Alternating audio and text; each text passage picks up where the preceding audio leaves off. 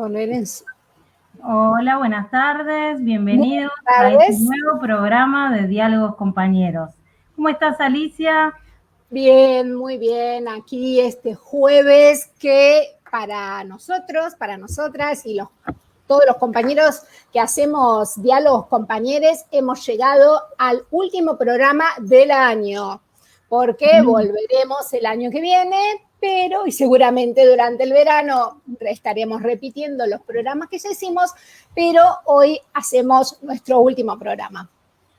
Sí, como siempre queremos agradecerle a la Radio Germán Abdala por cedernos este espacio que hemos durante todos estos 2 meses y medio compartido con ustedes los jueves a las 7 de la tarde.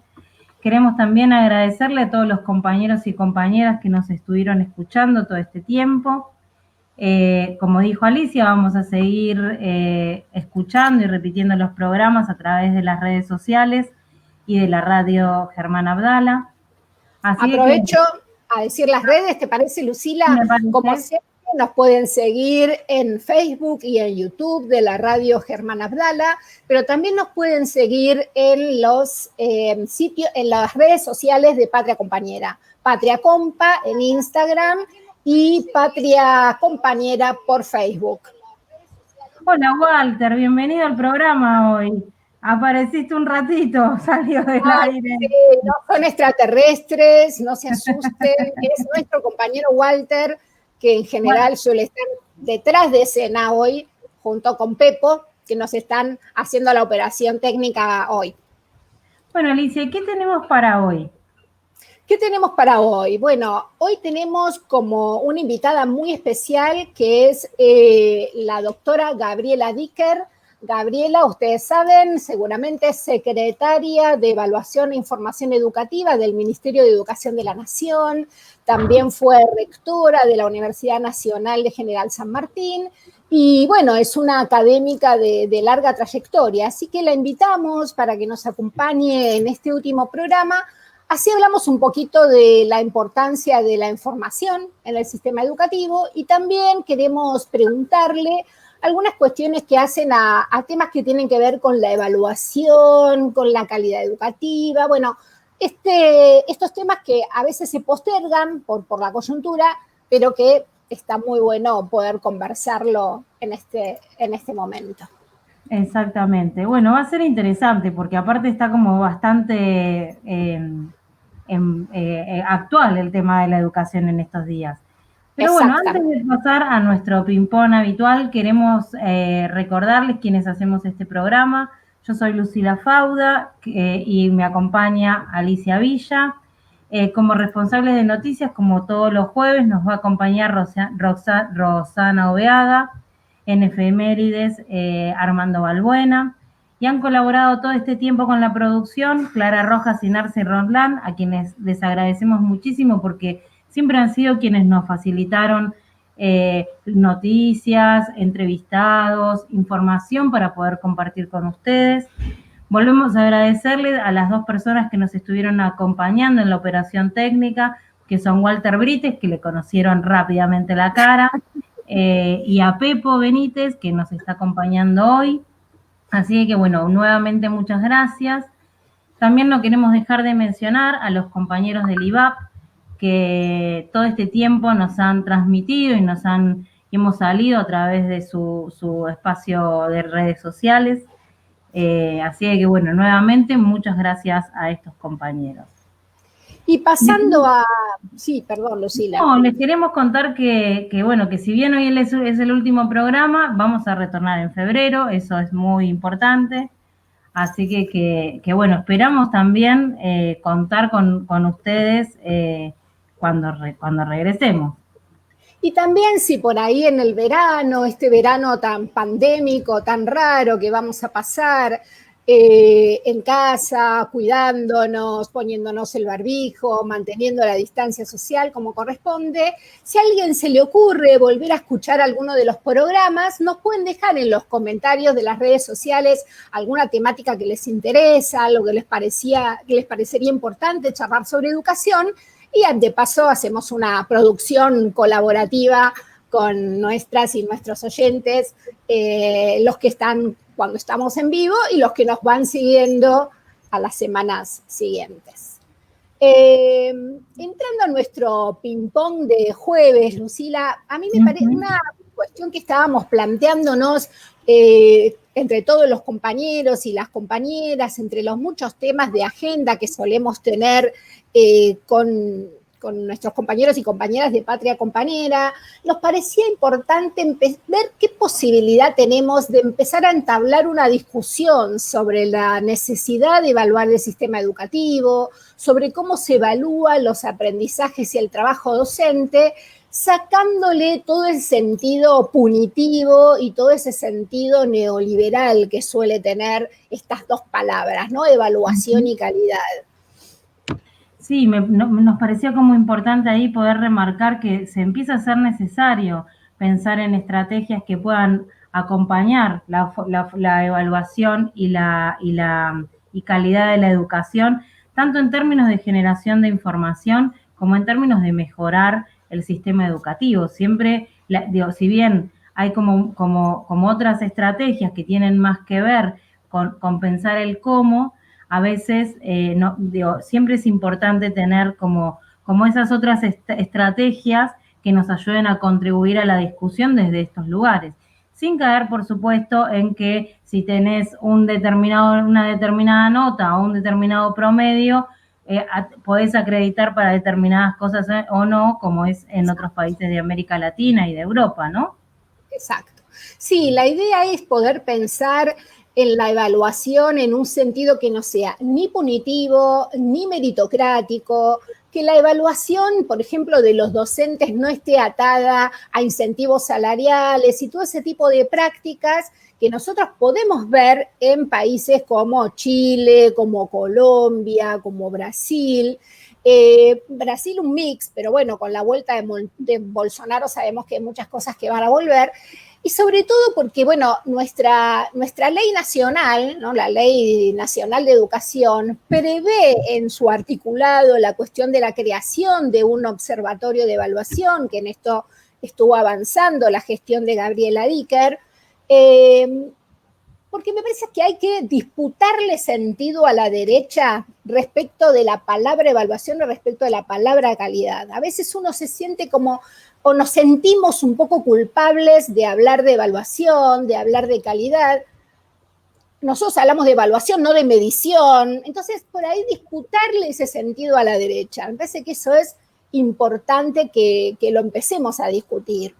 Sí, me parece que es fundamental porque nos va a ayudar a pensar, junto con otras políticas públicas, estrategias para mejorar la educación en todos los niveles.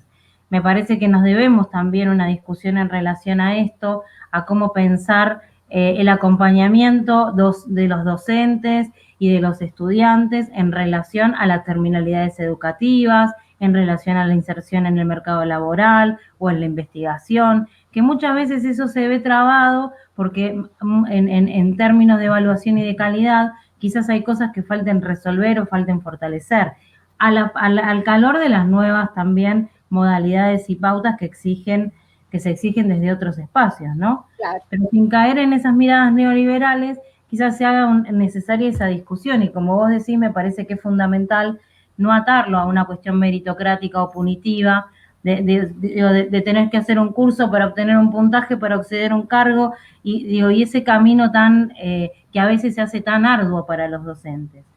Y esto no puede suceder si no es acompañado de políticas públicas que puedan fortalecer la formación docente.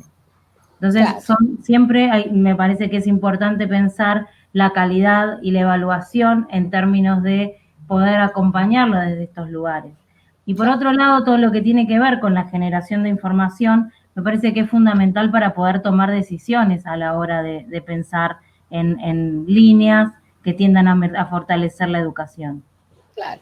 Sí, ahí yo creo que estamos sumando como 3 grandes puntos, o 4 diría yo, que tienen que ver con la evaluación, con la información sobre el sistema, con la formación docente también, y pensar que en realidad nosotros tuvimos políticas públicas que tuvieron un fuerte impacto en la formación de los docentes. No recordemos, durante el gobierno de Cristina y la gestión del compañero Silioni, que fue nuestro primer entrevistado, cuando se creó el Programa Nacional de Formación Docente, el PNFP, tuvo un presupuesto impresionante, un presupuesto histórico que nunca había existido, y nosotros observamos con mucha atención ese proceso porque realmente hubo capacitación, formación docente gratuita y de calidad para todos los docentes del país. Si nosotros tenemos una política de formación fuerte,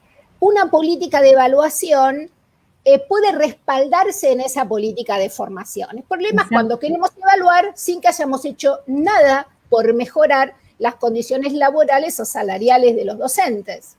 Exactamente, digo, en esa época del PNFP había por lo menos 13 postítulos que eran gratuitos, había un montón de seminarios para los distintos niveles educativos, había postítulos y había seminarios que estaban habilitados para que cursen los estudiantes, los y las estudiantes, de los profesorados, había como un lineamiento muy fuerte que también está su espíritu presente en la Ley de Educación Nacional, y el Estado se hizo eco de eso. Entonces, me parece que es fundamental destacar ahí ese trabajo, que fueron seminarios y postítulos, además de gratuitos virtuales, lo cual le permitió a un montón de gente poder acceder y poder formarse y poder capacitarse con cosas que son de calidad, que tenían que ver con contribuir a la mirada de la educación. Exactamente.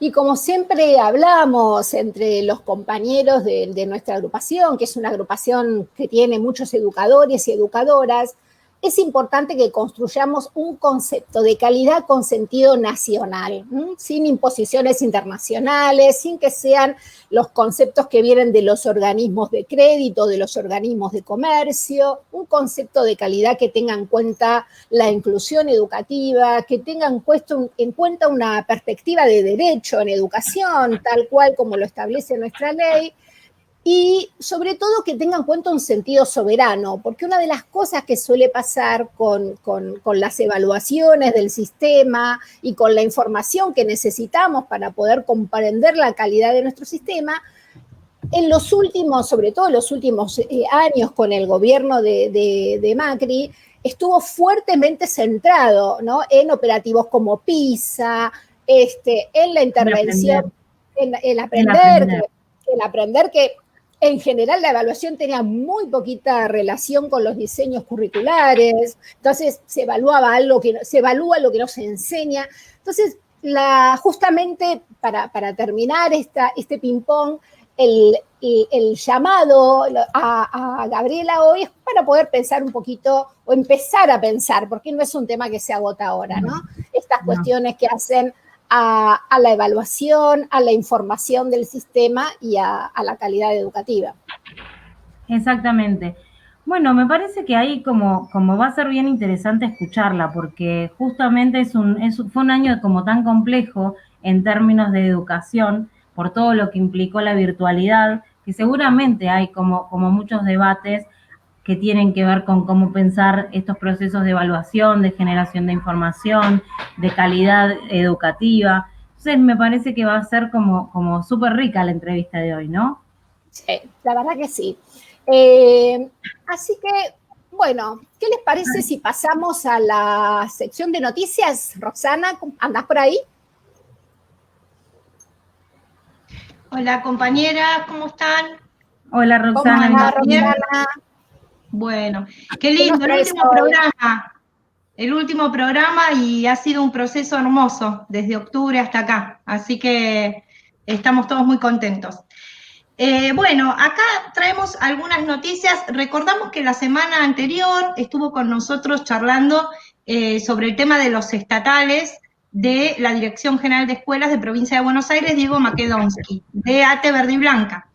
Bueno, algunas novedades respecto de ese tema fueron que en el día de ayer se notificaron que se iban a renovar los contratos de los compañeros que vencían este lunes 21.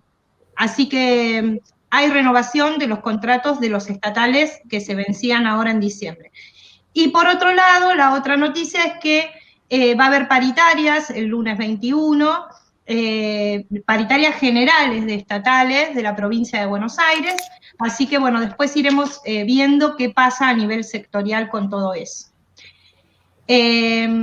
Otra noticia que tenemos es otra vez Soledad Acuña, que es protagonista de la persecución para con los docentes en el ámbito de la ciudad de Buenos Aires. El 15 de diciembre CETERA publicó un repudio en su página porque el gobierno de Rodríguez Larreta y la ministra de Educación, Soledad Acuña, concurrieron al Ministerio Público Federal a cargo del doctor Juan Bautista Maíquez a fin de denunciar a docentes que en noviembre del año 2019 habían hecho un paro en reclamo de los derechos que estaban siendo vulnerados con respecto a los concursos y al estatuto. Fueron alrededor de 30 docentes que en ese momento, oportunamente, quedaron sumariados. Y ahora los citan en esta oportunidad para declarar con carácter obligatorio a una audiencia pública a pedido de la Fiscalía Penal Controversial y de Faltas número 7 de Cava. Así que sigue con las mismas acciones la ministra. Bueno, y después tenemos, queríamos recordarles que el jueves pasado habíamos visto un poquito lo que pasaba la situación en San Luis. Que nos había quedado el video inconcluso. Exactamente, habíamos tenido unos problemas técnicos lamentablemente que bueno, ahora pudimos resolver y vamos a tener la palabra del secretario general de ASDE, que es la Asociación Sindical de Docentes Estatales de la provincia de San Luis, Daniel Gossaini, que nos va a manifestar la serie de conflictos laborales que se encuentran en el ámbito educativo dentro de la provincia. Pepo, cuando quieras.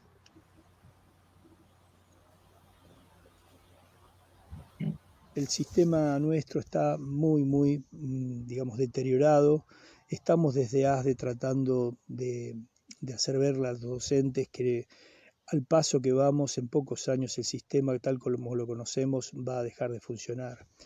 Con lo cual estamos entablando toda una lucha, si bien tenemos contacto con el gobierno, en los últimos meses la verdad que la relación prácticamente se ha enfriado.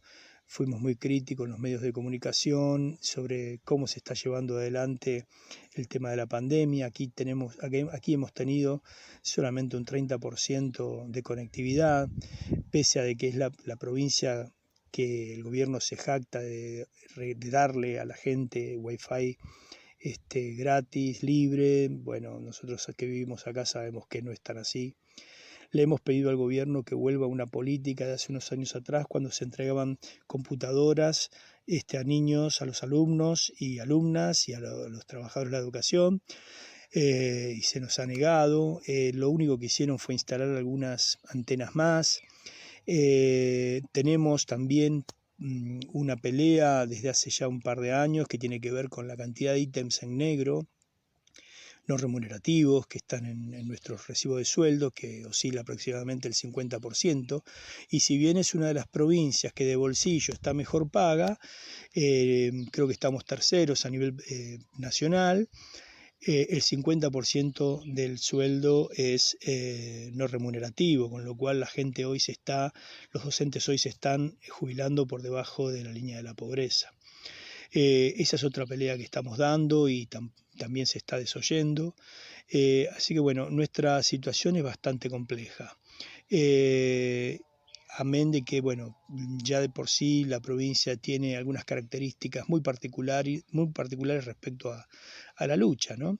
Si bien tuvimos dos momentos históricos que fue en el año 2004 y 2010, hoy vemos a los docentes que están bastante desilusionados y además con mucho miedo de perder el trabajo que tienen, que por otra parte todos sabemos que es lo único que pueden conseguirse en estos momentos en San Luis, una provincia que no genera trabajo de ningún tipo, solamente aquellos que por ahí puedan venir a hacer algunas inversiones en materia de turismo y demás.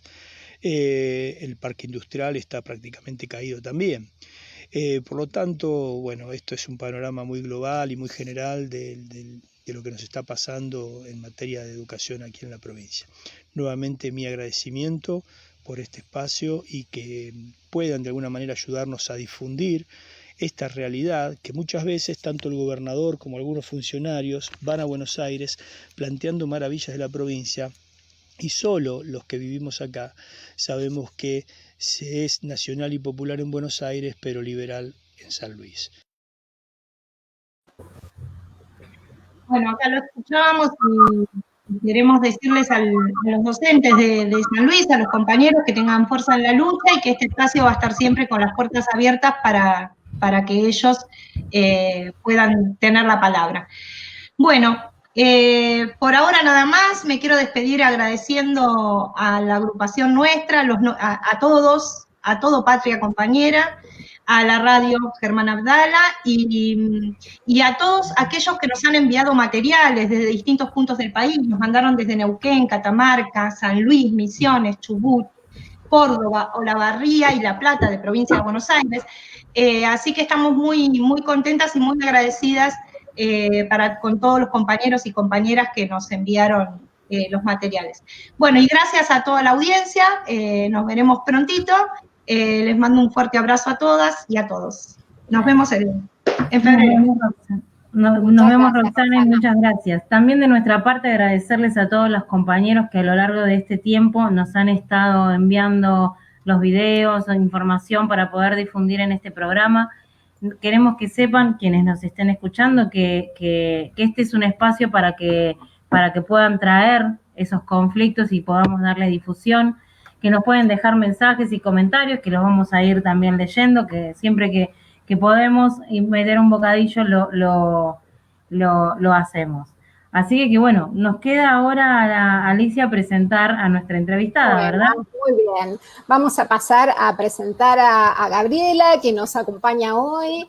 Gabriela es licenciada en Ciencias de la Educación, doctora en Educación de la Universidad de Valle, Colombia. Es profesora universitaria, investigadora de la Universidad Nacional de General Sarmiento. También fue profesora en la UBA y en la Flaxo. Como decíamos hoy, fue rectora de la Universidad Nacional de General Sarmiento y actualmente es secretaria de Evaluación e Información Educativa del Ministerio de Educación de la Nación. Muchos conocemos a Gabriela seguramente porque hemos leído mucha de su producción científica y académica, junto con Graciela Frigerio, con Flavia Terigi, en temas que tienen que ver con cuestiones de infancia, sobre la cuestión docente, sobre la formación de maestros y profesores. Así que, Gabriela, un placer tenerte con nosotros y nosotras aquí en nuestro programa. Bienvenida. Hola, muchas gracias por invitarme, gracias. Al último programa. Al último programa, sí, quisimos hacer un cierre así, bien interesante. Bien interesante. Pero bueno, nosotros veníamos conversando cuando comenzó el programa, Gabriela, sobre algunas cosas que tienen que ver con la importancia de la información en el sistema educativo, con la importancia de pensar la evaluación del sistema educativo. Entonces queríamos preguntarte en primer lugar, este año tan difícil con la pandemia, hubo una evaluación nacional del proceso de continuidad pedagógica, este relevamiento que ustedes pudieron hacer sobre docentes, directivos y familias, y la respuesta del sistema frente al COVID. Si nos puedes contar un poquito qué pasó, qué conclusiones pudieron sacar. Sí, claro. Bueno, en este año tan excepcional, estaba claro que, siendo una situación sin ningún antecedente en la historia de los sistemas educativos, era necesario conocer en qué condiciones se estaba aprendiendo y enseñando durante la suspensión de clases, y por eso diseñamos y aprobó el Consejo Federal, esto se hizo con el acuerdo de todos los ministros y ministras provinciales, una evaluación nacional de la continuidad pedagógica que intentó poner el acento en indagar las condiciones de enseñanza y aprendizaje que se estaban pudiendo sostener, cuáles eran las principales dificultades fundamentalmente porque el propósito central de esta evaluación era producir información para tomar decisiones de cómo seguir sosteniendo la continuidad y luego la reanudación de clases. En ese marco se hizo un estudio muy grande en solo 3 meses y en pleno aislamiento. Quiero destacar esto porque hemos logrado, y fue con un compromiso enorme de todos los equipos de la Secretaría, producir información en los tiempos que la emergencia requería. Hicimos una encuesta, una muestra representativa de 25.000 docentes, 5.000 equipos directivos y unos 2.600 hogares. La encuesta hogares la hicimos junto con UNICEF, y esto nos permitió ponerle medida a algunos problemas que por supuesto ya podíamos anticipar y el que más nos preocupaba, que era la profundización de la desigualdad. Y ahí encontramos, por supuesto, que sin duda es uno de los principales factores de desigualdad y de profundización de la brecha, es la disponibilidad y el acceso a dispositivos digitales y a conectividad. Solo el 43% de los hogares con niños o niñas o chicos en la edad de la educación obligatoria disponen en la Argentina de un dispositivo que no sea el celular. Pero también pudimos identificar y pudimos poner en valor el enorme trabajo que hizo el sistema educativo, porque la encuesta nos muestra tanto la de hogares, o sea, las respuestas de las familias, como de los equipos directivos, que a menos de 2 semanas de haberse suspendido las clases, más del 80% de las escuelas de la Argentina habían ya organizado de alguna manera su vínculo con las familias, y el 90% de las familias, esto lo hicimos terminamos en el mes de julio, o sea, para mitad de año, señalaba que venía sosteniendo continuidad pedagógica con acompañamiento de la escuela. Esto es muy importante porque nos muestra que el sistema tenía una respuesta muy rápida, muy comprometida, con unos docentes que en un 90% aproximadamente responden que se ha intensificado su carga de trabajo durante la suspensión de clases y que lo que más se modificó fue el tiempo que le dedicaron a producir materiales, contenidos, actividades. Esto es muy importante porque al mismo tiempo, aproximadamente, disculpen si les doy muchos datos y se aburren. No, está perfecto porque queríamos compartir eso con la audiencia. Decía, es importante porque casi el 60% nos dijo que no tenía experiencia previa en enseñanza mediada por tecnologías.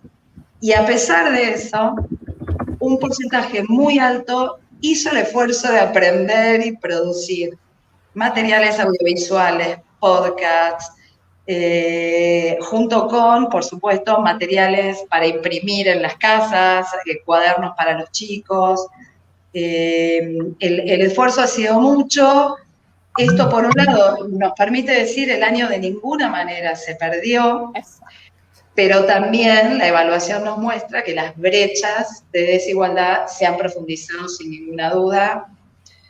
Alrededor de un 10% de los chicos y chicas en la educación obligatoria, estamos hablando de 1 millón aproximadamente, ha mantenido durante este año o ningún vínculo con su escuela o un vínculo de muy baja intensidad. Claro. Esto tiene que preocuparnos enormemente y va a concentrar los esfuerzos del Estado, especialmente durante los meses de verano. Es necesario revincular a los chicos y en la Secretaría estamos haciendo 2 cosas en relación con esto.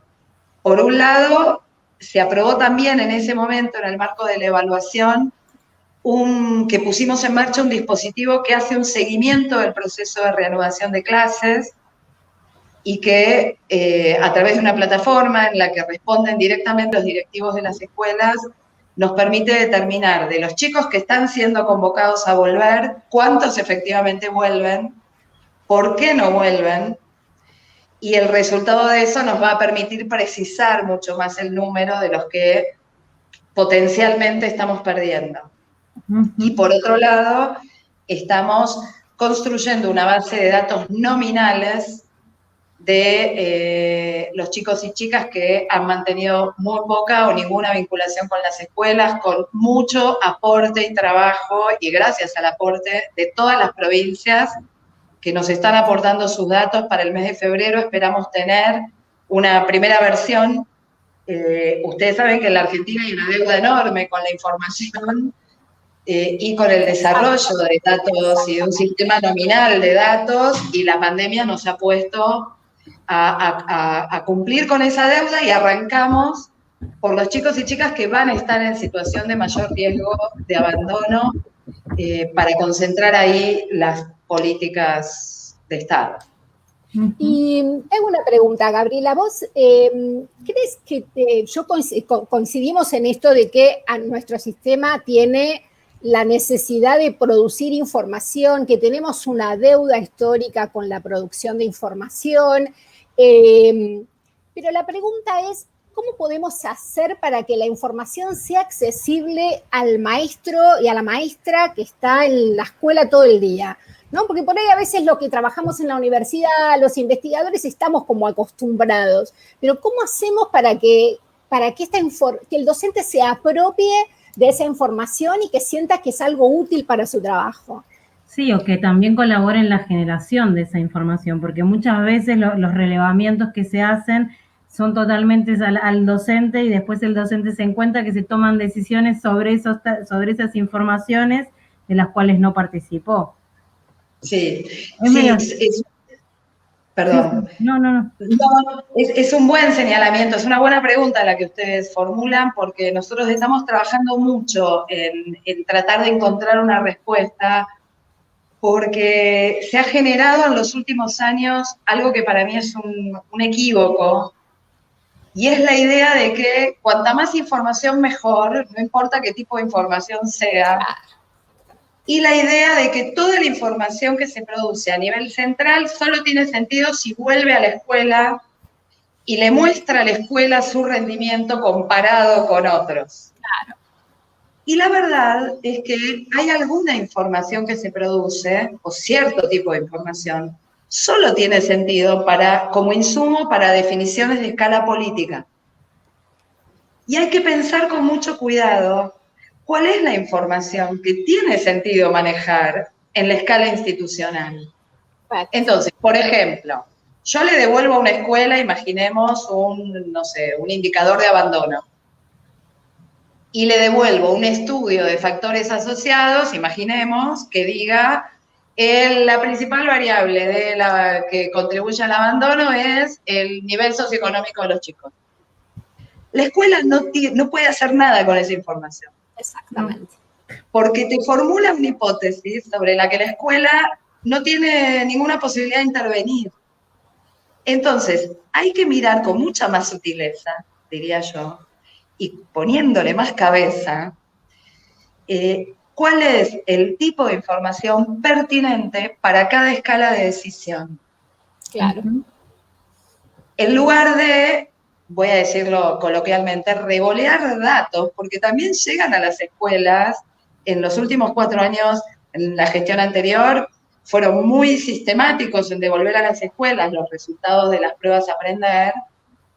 Unos resultados y una forma de devolverles esos datos que hacían muy difícil formular una hipótesis adecuada en la escala institucional.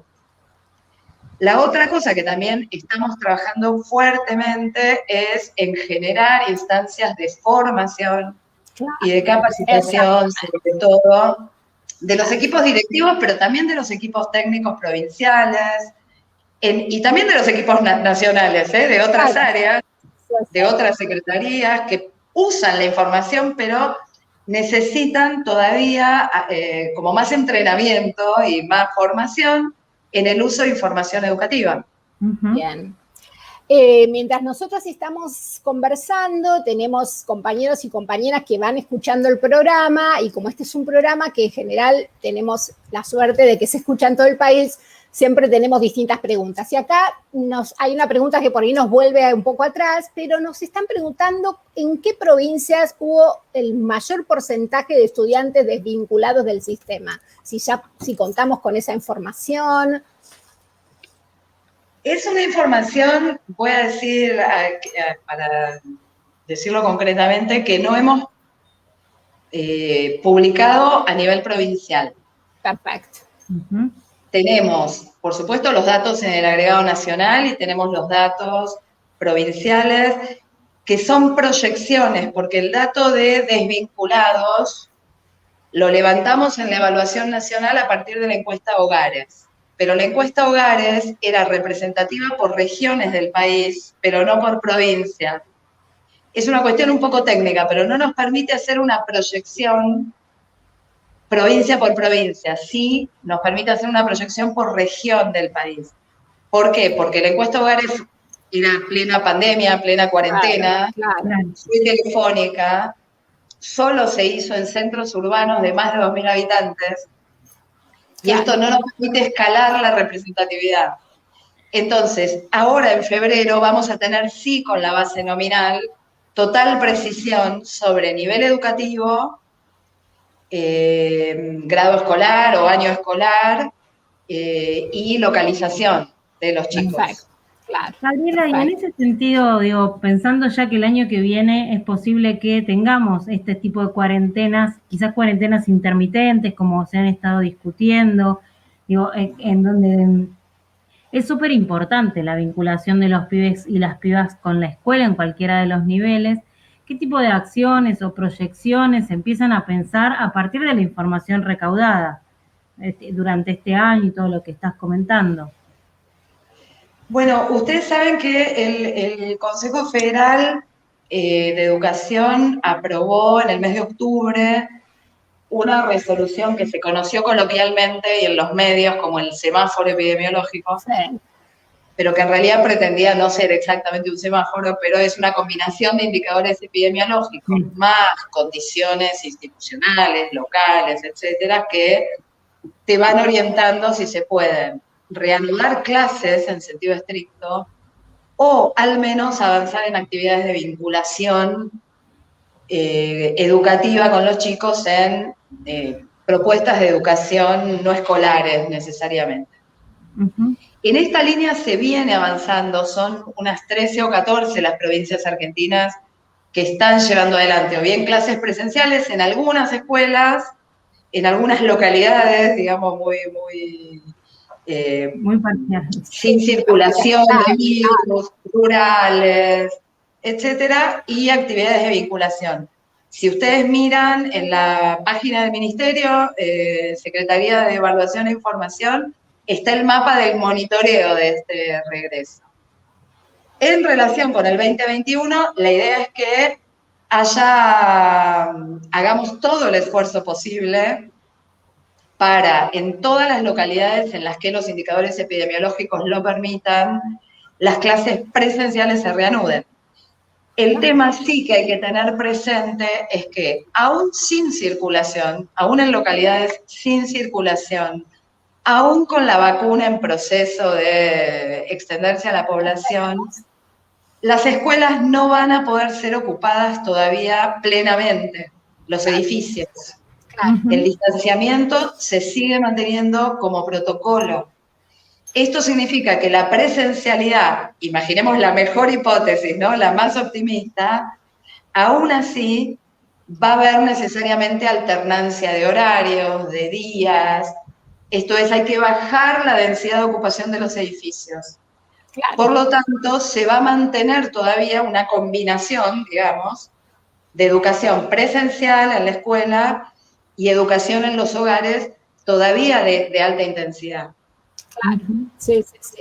Y por ahí una última pregunta, Gabriela, para no quitarte más tiempo, pero que también es algo que suele inquietar bastante. Nosotros veníamos hablando de la necesidad de producir información para el sistema, pero una de las cosas que muchas veces vemos es que hay como una confusión entre la información como un producto que nos permite la toma de decisiones sobre nuestros chicos, la toma de decisiones políticas soberanas para nuestros chicos, y se confunde solicitar información con evaluación, digamos. Unas palabritas para tratar de sacarle ese tinte amargo que tiene la palabra evaluación y poder pensarla en términos de retroalimentación del sistema, en términos positivos para el sistema. Sí, está bien esto que decís, Alicia, porque también es un tema muy controversial, el tema de la evaluación, pero nosotros nos hemos propuesto en la Secretaría, desde que asumimos y prepandemia, digamos, recuperar también la bandera de la evaluación. Porque evaluar no es otra cosa que producir un juicio de valor sobre una información que relevás. Exactamente.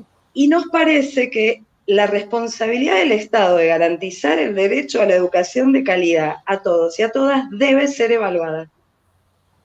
Tenemos que poder decir como Estado si estamos ejerciendo esa responsabilidad o no. El tema es que en la discusión internacional, ustedes lo saben, y también en la discusión nacional, sobre todo en los últimos años, la evaluación se redujo a la evaluación de aprendizaje de los estudiantes. Claro, exactamente. Y esta evaluación del aprendizaje de los estudiantes se redujo a unas pruebas estandarizadas, como si todo lo que se aprende en la escuela fuera lo que se captura en el desempeño en 2 horas en una prueba estandarizada. Exacto. Y toda la política de mejora se redujo a la evaluación. Sí. Entonces, son 3 reducciones que nosotros nos proponemos, por supuesto, superar sin entregar la bandera de la evaluación, porque lo que queremos evaluar es la responsabilidad estatal. Claro. Y tenemos la obligación de evaluarla. Exactamente. Perfecto. Sí, un poco era lo que discutíamos cuando empezábamos el programa, ¿no? Esta idea de pensar que la evaluación, en general, esta confusión entre evaluación y medición o entre evaluación y operativo, y desligar la responsabilidad estatal. Así que me parece que esto aporta una mirada diferente. Nosotros sacamos, solo les agrego esto porque es un dato que quizá les interese a quienes están escuchando, está publicado también en nuestra página, en la web oficial del Ministerio, un informe que es el estado de la educación secundaria en la Argentina 2019, que recoge los datos del operativo Aprender que se había aplicado en 2019, bien, pero los pone en relación con las condiciones en las que se enseñó y se aprendió. Perfecto. Entonces hay allí datos de nivel socioeconómico de los chicos en 2019, la baja del salario docente en 2019, la baja de la inversión educativa. Entonces, lo que decimos es, los resultados de aprendizaje se tienen que evaluar junto con las condiciones en las que se enseñó y se aprendió. Exactamente. Y esto intentamos hacer en este año de pandemia también, en este primer informe, es un paso hacia la política de evaluación que queremos sostener. Perfecto. Bueno, Gabriela, muchísimas gracias por haber aceptado la entrevista, bueno, por habernos acompañado en este último programa, creo que aclaraste un montón de cosas, así que muchas gracias. Bueno, gracias a ustedes, felicitaciones y feliz año. Bueno, gracias, igual para vos, que sea un año mejor. Adiós. Adiós, gracias. Bueno. Bien, siempre aprendemos algo después de cada entrevista, impecable, muy bien, y esto de resituar la responsabilidad del Estado, nada. Sí, de desmitificar también el concepto de evaluación para poder pensar en esto que charlábamos al principio, ¿no? Sí. De la necesidad de generar información, de generar políticas públicas que ayuden a la inclusión educativa, en definitiva, ¿no? Exactamente. Muy buena entrevista. Y ahora vamos a invitar a nuestro compañero Armando, que como siempre y por última vez en el año nos va a traer las noticias de las efemérides. Hola, Armando. Hola, Alicia. Hola, Lucila. ¿Cómo están ustedes? Pero muy bien. Bueno, muy bien. Qué bueno, estaba pensando respecto de la entrevista con Gabriela Dicker. Qué bueno escuchar un funcionario que rescate el rol del Estado, ¿no? Sí. Además, en unas en una actividad y en una responsabilidad tan sensible como es el tema educativo y en tiempos de pandemia. Porque venimos acostumbrados a escuchar cada cosa, en general en los medios de comunicación hegemónicos que te dan ganas de pegarte un tiro en un pie, más o menos. Sí. Y es así, pero bueno, creo que es un cierre sensacional, ¿no? Un cierre perfecto, como el 10º programa de Diálogos Compañeros para este año, ¿sí? Sí, así que bueno, me alegro mucho que todos, además, resaltar por supuesto que esto es un trabajo colectivo, ¿no? Que si bien son ustedes dos las que llevan adelante el programa en vivo, hay todo un equipo operando y produciendo el programa, y eso lo hace también mucho más valioso, ¿no?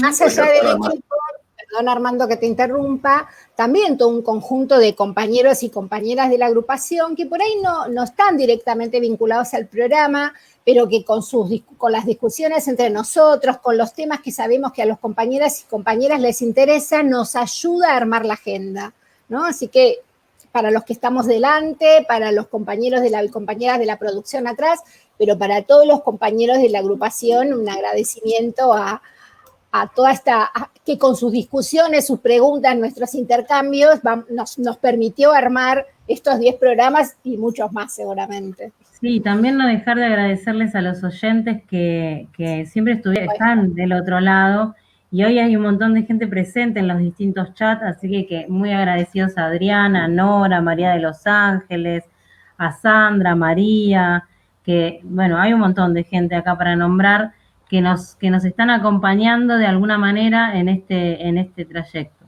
en este último programa. En este último programa, tal cual. Bueno, eso es lo que lo hace también mucho más rico, y nos da mucho empuje, muchas ganas para seguir trabajando y produciendo este tipo de programas, ¿no? La participación de toda la gente, incluso aquellos que no están directamente vinculados a los temas educativos, pero que sí tienen una visión de sentido común, que es lo que se necesita para sobrellevar esta crisis y poder salir adelante en forma colectiva. Bueno, si les parece, charlamos un poquito de las efemérides de esta semana y de esta época, y vamos a arrancar con nada menos que con un viejo conocido de la Argentina, nuestro mayor cantante de tangos, Carlos Gardel. ¿Qué tal? ¿Qué les parece? ¿Qué tal? Muy bien. Nació un 11 de diciembre de 1890 en Toulouse. He aquí la primera controversia, ¿no?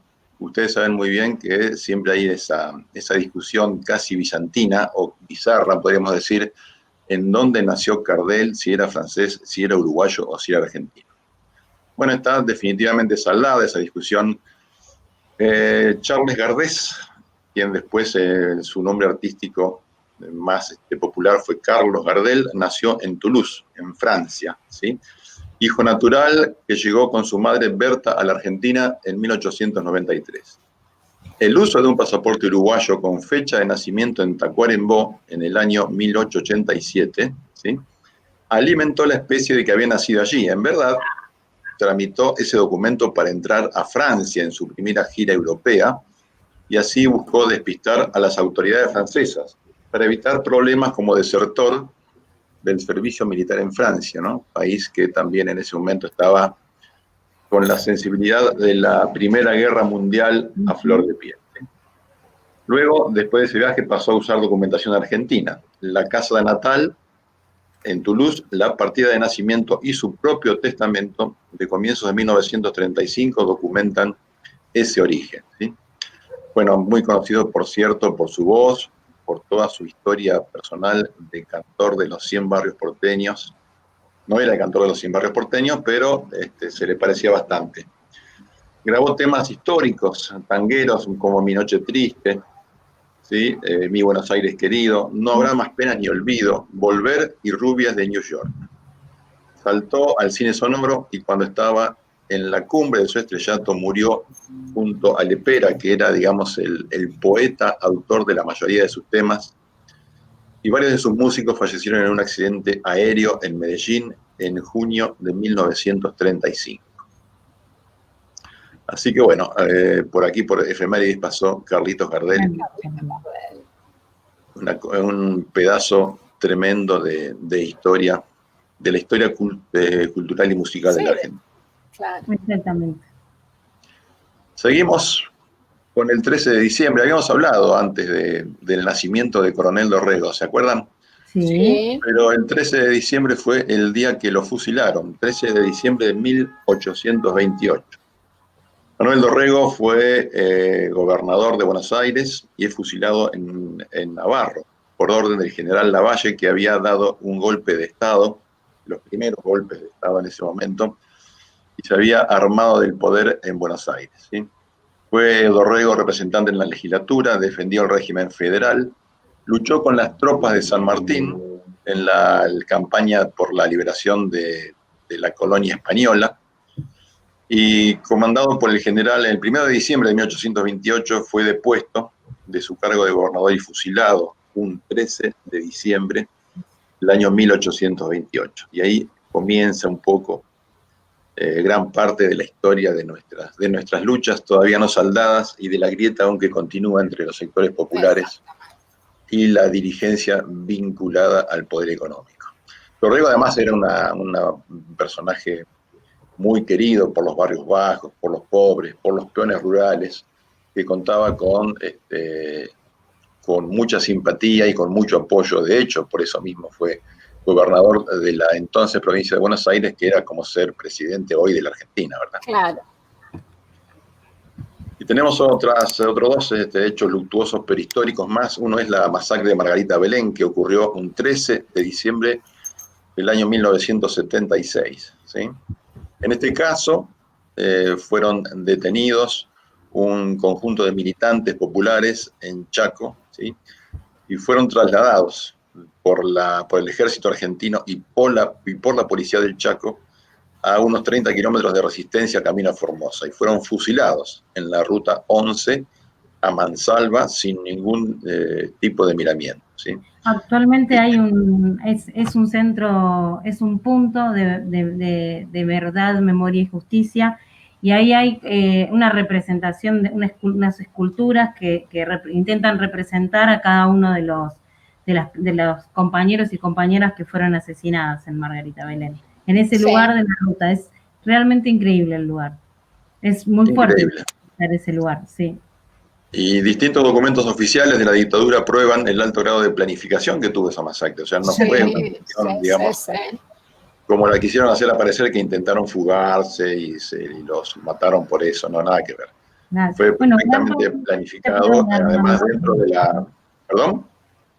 Perdón, que digo, gran parte de esa historia está contada en un mural que supo estar, no sé si sigue estando actualmente, en el aula magna de la Universidad Nacional del Noreste, que tiene sede en Resistencia. Es un mural muy grande que cuenta toda la secuencia de cómo sucede la masacre de Margarita Belén, y bueno, por supuesto, muestra la convivencia de la iglesia, el ejército, cierta élite social en la provincia del Chaco, para poder afianzar cada vez más la dictadura.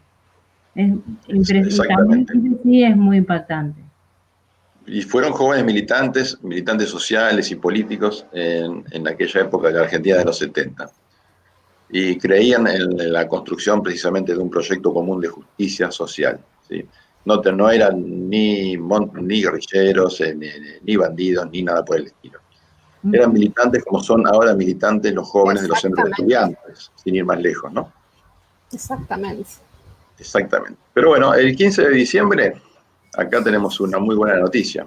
¿Qué ocurrió el 15 de diciembre? Néstor Kirchner anuncia el pago total de la deuda con el Fondo Monetario Internacional, ¿sí? Esto fue realmente un golpe muy fuerte para el poder económico y para el poder económico financiero internacional, porque ¿cómo podía ser que en un país como el nuestro, subordinado a la potencia de Estados Unidos, se anime a saldar su deuda con el Fondo Monetario, que es una de las herramientas que tiene el imperio para tener sojuzgado a todos los pueblos de Latinoamérica, ¿sí? Siempre me acuerdo, en este caso, que cuando después de dar esta conferencia de prensa, Néstor se dirigió al Ministerio de Economía, donde el Fondo Monetario Internacional tenía sus aposentos, Su oficina. tenían oficinas dentro del Ministerio de Economía para monitorear todo lo que pasaba con el dinero de los argentinos en el país, ¿sí? Y en el medio del hall hizo un acto improvisado y les dijo a los del Fondo Monetario que por favor se fueran inmediatamente de ahí, que no tenían nada que hacer. Y todo el público y los empleados que estaban ahí estallaron en una ovación que fue algo impresionante, así cuentan los que estuvieron ahí. Exactamente.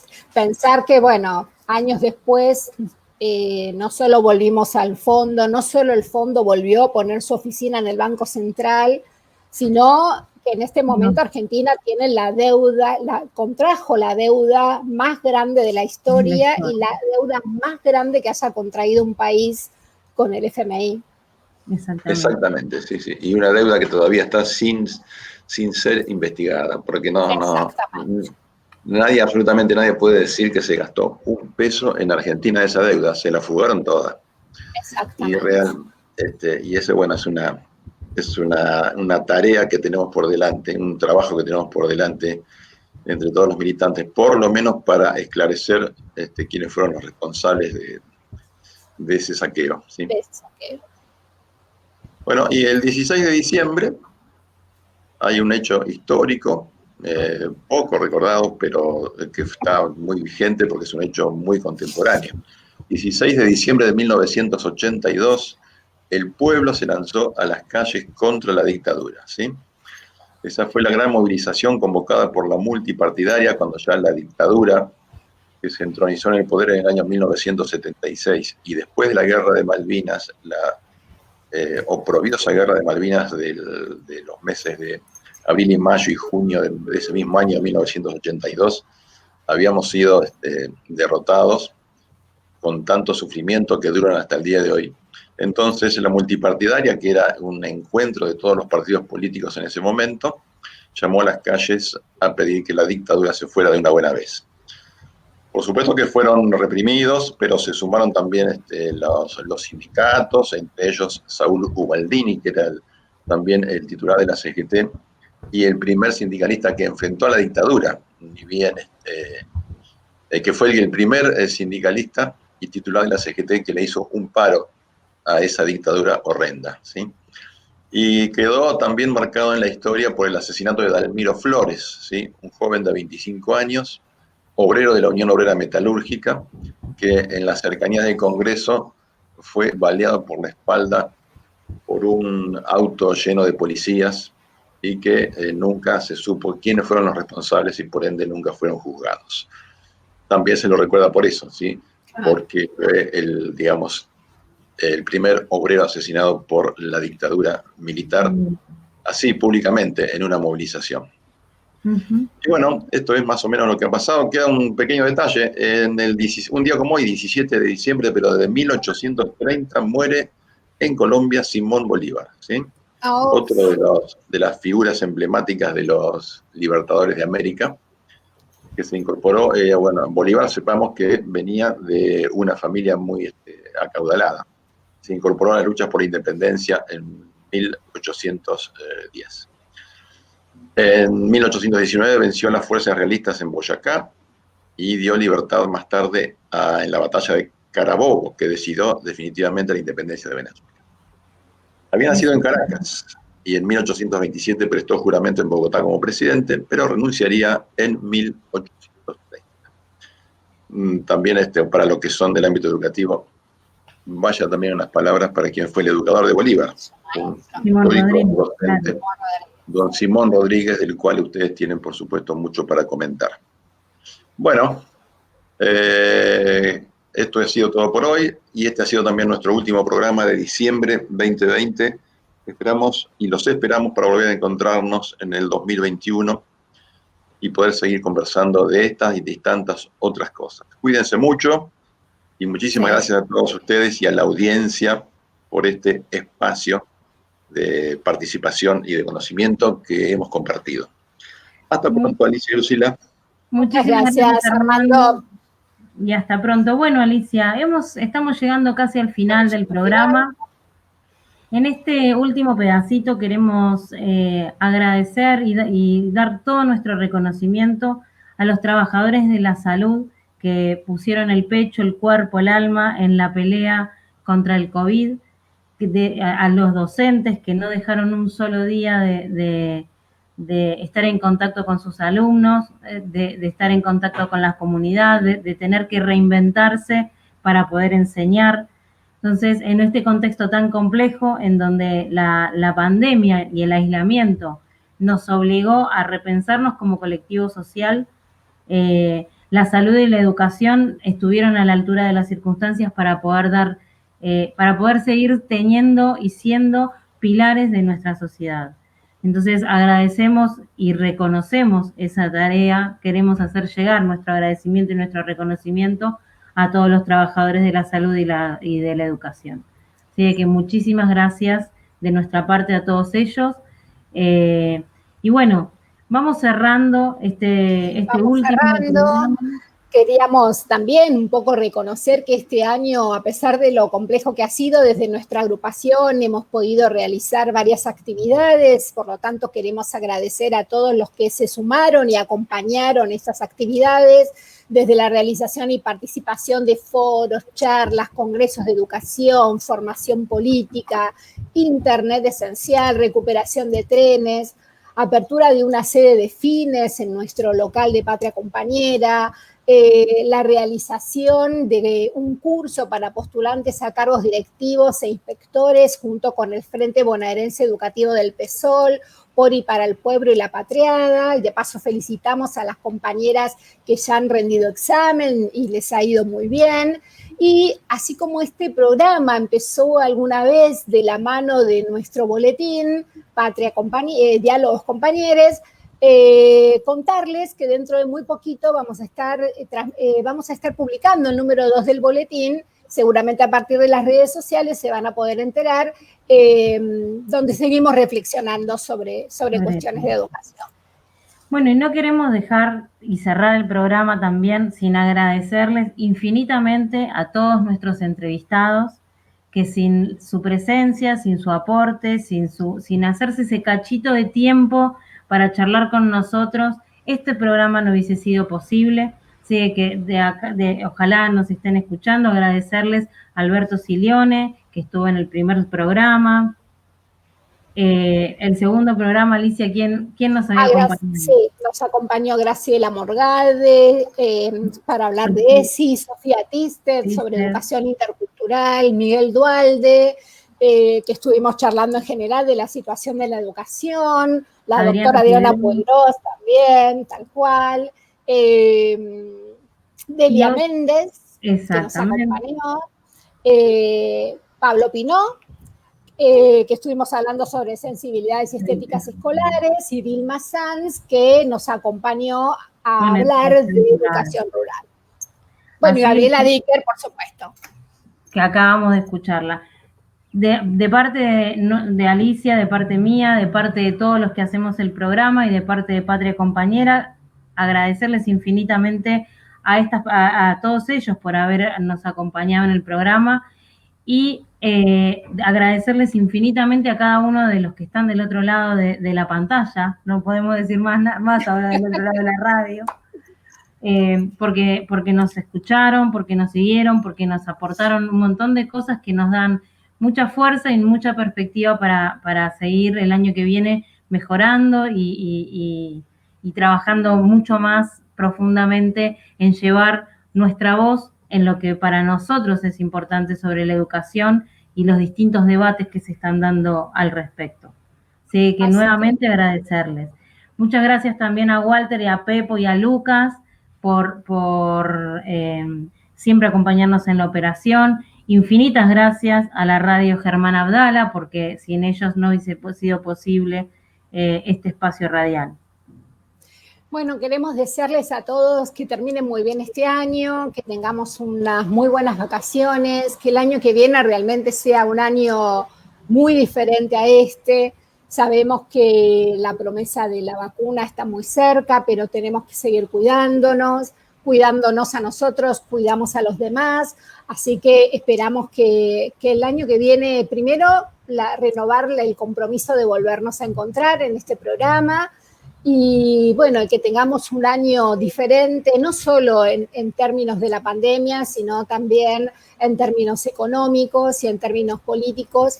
Y un saludo a todas aquellas personas que este año han perdido algún ser querido, que han pasado por situaciones de extrema vulnerabilidad. Bueno, un abrazo muy grande desde aquí. Sí, muchísimas gracias nuevamente y los encontramos nuevamente en febrero del año que viene. Adiós. Adiós.